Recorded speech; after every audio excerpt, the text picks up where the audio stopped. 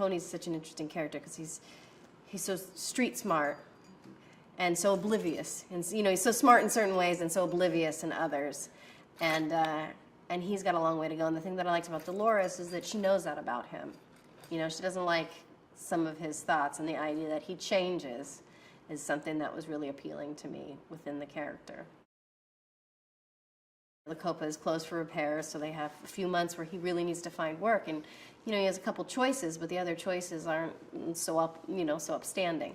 So for her to see him get a good job with somebody and do some real upstanding work instead of some sort of side jobs that are questionable with some questionable type of people, you know, some like mob type people, I think she's pretty happy for him to have a good job.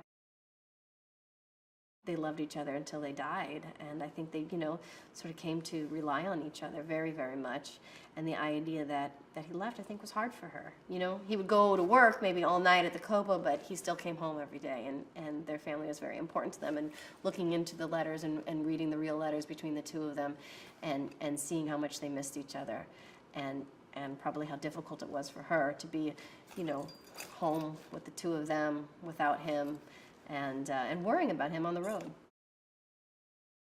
The beautiful part about being able to play Dolores is I got to speak to the family. I got to speak to everybody. I got to speak to her brother, her brother-in-law, her, you know, her children, of course. You know, Nick and Frankie are here.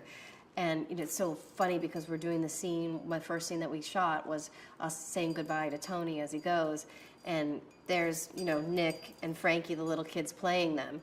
And then here's the real Frankie with his uncle and his other uncle playing the grandfathers, and you have sort of these real people in the scene playing their older relatives while the younger people are playing them, and it just is a really interesting dynamic. But it's wonderful, and you know, as an Italian American, I'm very familiar with the dynamics, and so it feels very comfortable to me.